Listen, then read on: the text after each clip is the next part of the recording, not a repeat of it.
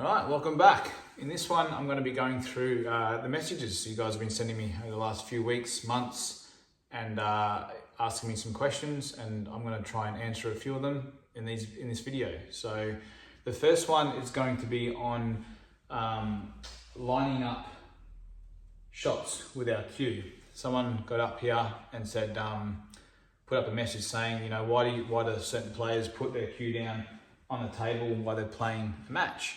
And pretty much, well, for me, really, if I'm playing in a frame and I've set this up like this, just to show you, normally when someone puts a cue down on the table, like here, or here, or here like this, or they're moving it, they're really just trying to find the angle or trying to visualize the shot. So, for example, if I'm going to play this, and I know I've got a wall of yellows, I would come around and put the cue down on the table where I think the white ball is going to go, like this.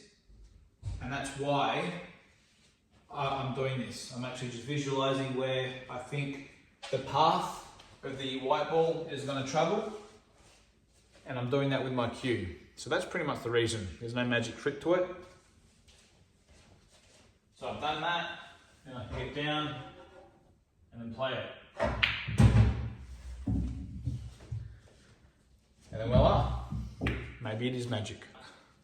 The next one is actually showing confidence. So confidence is key to not only winning a match or a frame of pool, but it's also very, very important to be able to show that you're confident, to be able to win even a tournament or something like that.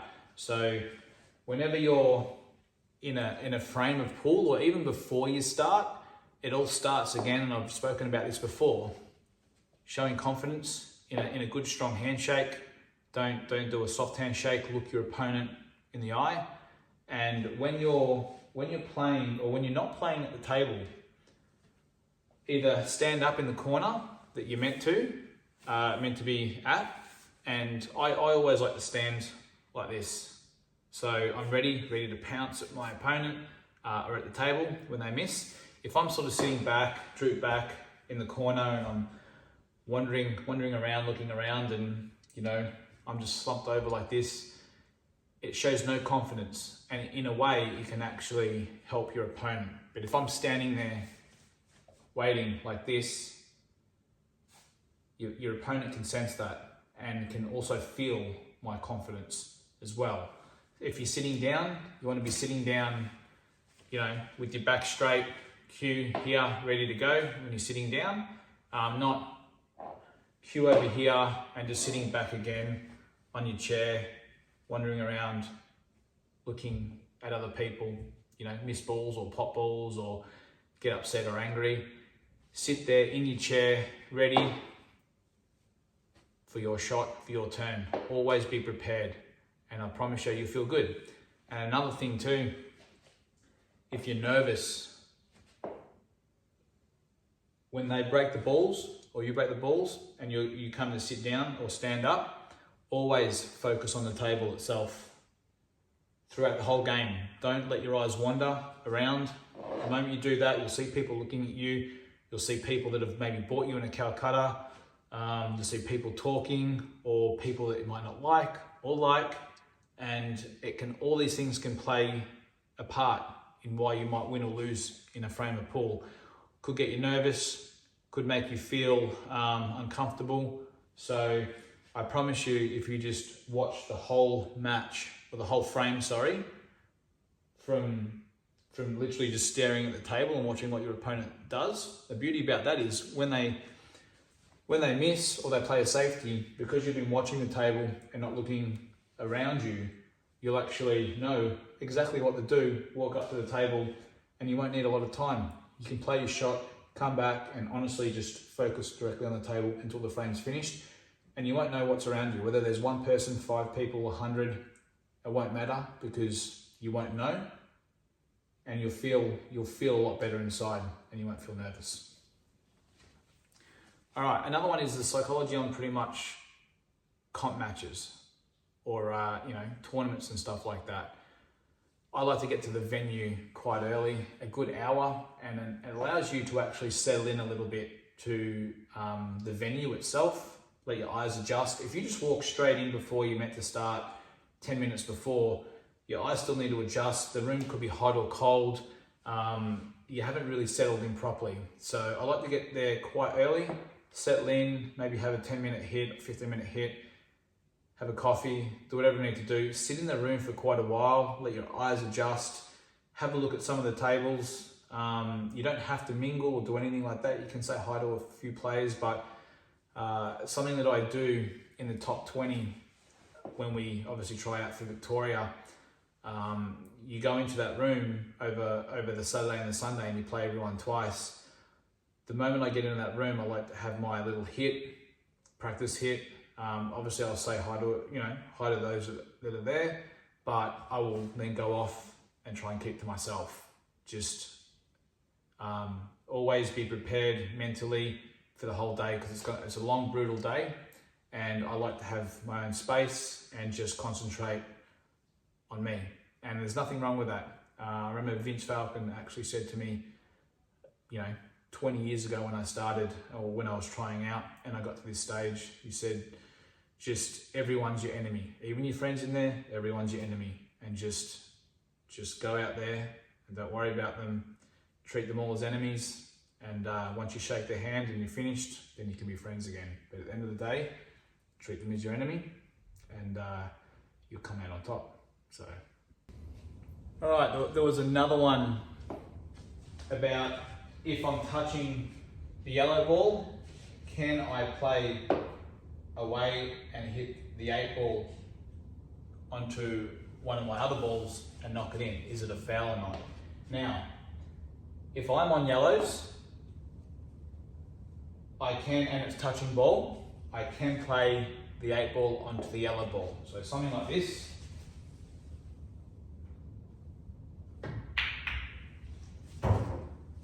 And that's okay.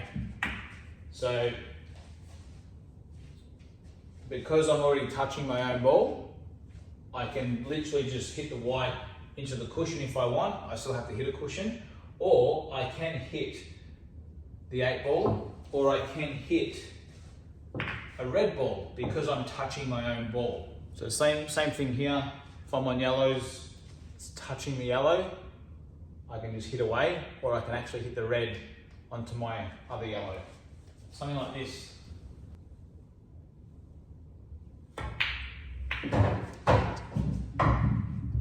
Alright, so obviously I continue. Not only because my yellow went in, or the red went in, but because I was already touching my yellow and I potted another yellow, then I can continue. So it didn't matter, even if that red stayed up, it's not change of turn because I'm touching my yellow and I potted my yellow. Even though I used his red to knock it in, that's fine because I was touching my own yellow. So in this one, I'm touching my yellow. I can play the 8 ball if I want to, because I'm already touching my own ball. So I can actually play any ball I want. But if I knock in the red, so if I play the 8 ball, which is fine, onto his red, it's not a foul, it's just loss of turn. Only because I've already touched my ball, I've already made contact with my own ball, but I haven't actually potted one of my own balls. So therefore, it's just a loss of turn, and then the next player comes in. Okay, in this situation, break the balls. If it's an open table, it's my turn. If I'm touching this yellow, I still actually have to pot a ball to be on the nominated set. So the ref or the opponent, if you haven't got a ref, will say, okay, touching yellow. If I just get down and knock in a red or a yellow, in a way, it's just a loss of turn. Now, again, don't shoot me if this is wrong or they change the rules or whatever down the track. But at the end of the day, at the moment, the way I see it and the rules are, if it's an open table and it's touching the yellow, you actually have to nominate, just for some clarity for your opponent and for the ref, if you have one. which ball you're going for. So if it's a touching ball on an open table and it's yellows, I'm like, okay, I nominate red. And then I can get down and knock the red in. If I don't, it's going to be loss of turn and my opponent's going to come in. It's not a foul, as far as I know, it's just loss of turn. So again, touching ball, I still have to nominate the yellow if I want to play yellow. So just, if you're not sure, just nominate anyway, because you have to pot a ball regardless to be on that colour. Another situation, if my opponent is on yellow balls and I decide to actually hit the yellow and not my own ball, then it's not a loss of turn, it's actually loss of frame. So pretty much you can't hit your opponent's ball on purpose, okay? So if this was the situation, my opponent's just finished, they're on yellows, and I forget that I'm on reds, which can happen. Jamo. If I get down and just knock in his ball, and then go, oh, whoops, my bad. It's not a foul, it's not ball in hand for your opponent, it's actually just loss of frame. So it's a little bit stiff, but at the end of the day, that's the way the rule is. So I don't make the rules, I'm just trying to help promote them. So look, don't get me wrong, I haven't played really any black ball at all. Obviously I've played international rules and I've played world rules. So if you've got questions about world rules or what you'd like to do in certain situations or international rules, I'm happy to help. Black ball rules I actually have never played before. I know they're very similar to international rules, so I can't really help out with the black ball ones because I'm not sure of them. So, but I'm sure I can learn them. So there was something put up maybe a month or so ago as well, something similar to this. We're touching, it's an open table, I'm touching the red ball, and can you play the black ball onto the yellow ball and then be yellows? Well, the answer is no, because it's an open table.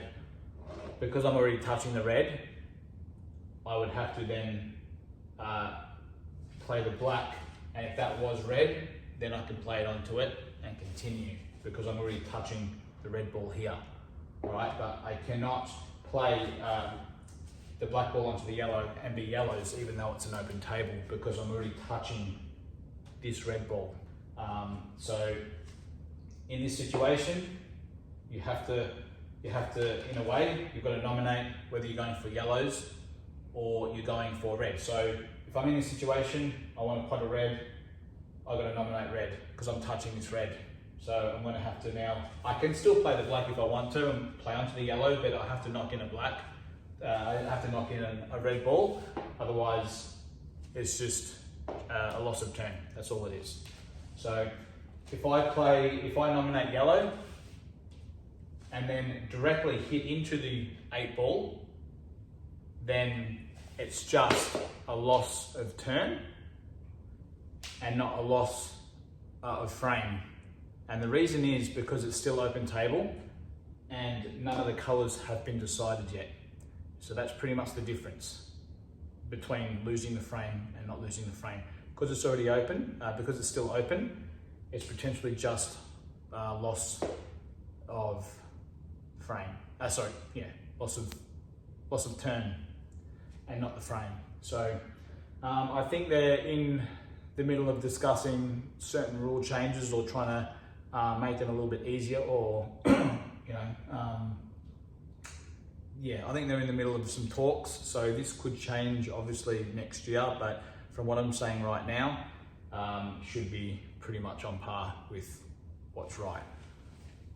Alrighty, I hope you enjoyed some of that. And again, always send through the messages, send through what you'd like to hear or see, and I will do my best over time to put them up for you and to help you out.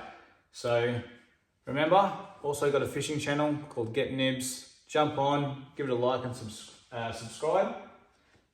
It's a fishing channel I do with my brothers and family. Kids, we're going out for tuna at the moment. Marlin, I want to do kingfish, and I do snapper and gummies and all that stuff, and it's good fun, it's enjoyable, and something that I also like doing other than pool as well. So get on it, it's called Get Nibs. Send us a message on there, and yeah, I'm going to do a break and run to finish off. Alright, nice big break. Good white ball. So let's try and fly through this like I've only got 30 seconds a shot. How good are yellows? Good. Have I got a starter on yellows? Have I got a starter on reds? Yes, I do. So I can go either or either. This yellow is just on, but I have to nicely be on it. This can be a bit of a pain. So what about reds? I think reds still a little bit funny. I'm going to have to. These reds are a little bit dodgy. That's only just on. I might have to come off the rail after knocking that in and try and come off the rail and bump that opened. Yeah, so if I go yellows, if I pop this and come to here, I can roll that in, and I can probably play this one just into there, and then maybe even play this yellow up the table. Only because I think these are a little bit hard. So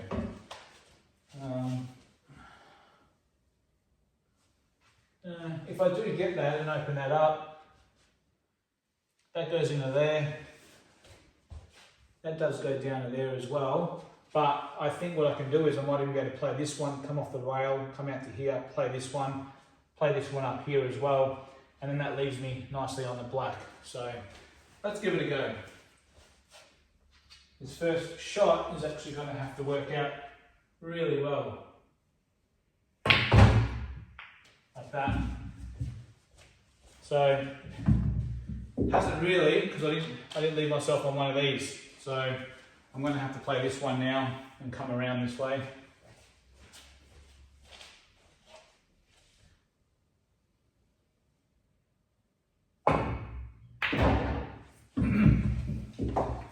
Okie dokie. So there's that.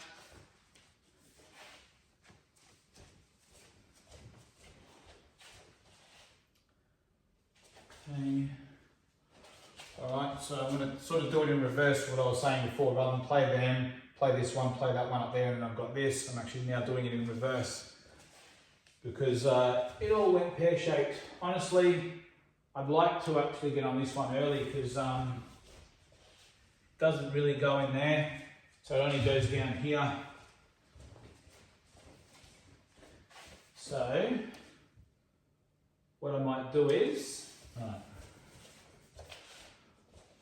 going to play this. I'm going to come up this end of the table so I can play these and hopefully get under to knock this one up there, and then I can play this one either in there or in there for the 8 ball. That's how I'm going to do it.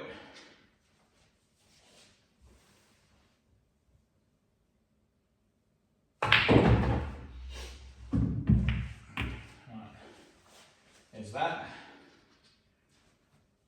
So now, ideally I would have liked to have been on this one first, but I'm not, so I'm going to play this one and come around.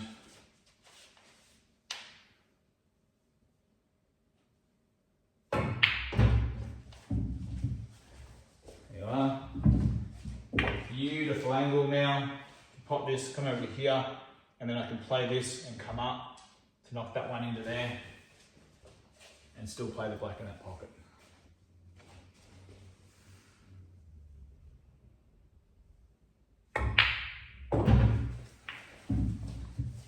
So I played that hard enough to go into the yellow there because I wanted that nice angle to come up this way.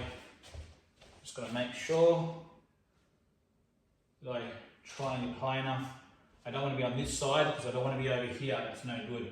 So if anything, I want to be on this side. All right, so there's the line. As I'm coming up, I need to be up here. Very important.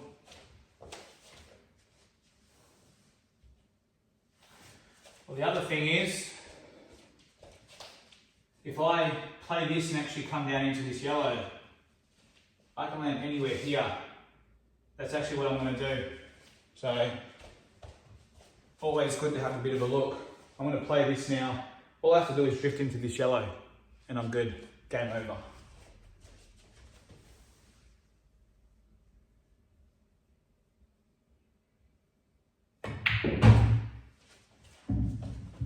Alright, it's okay.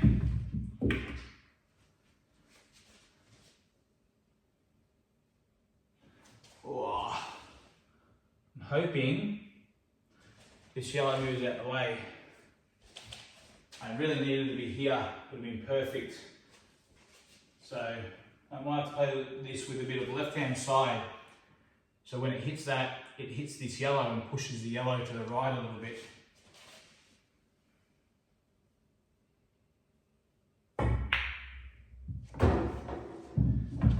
Very good.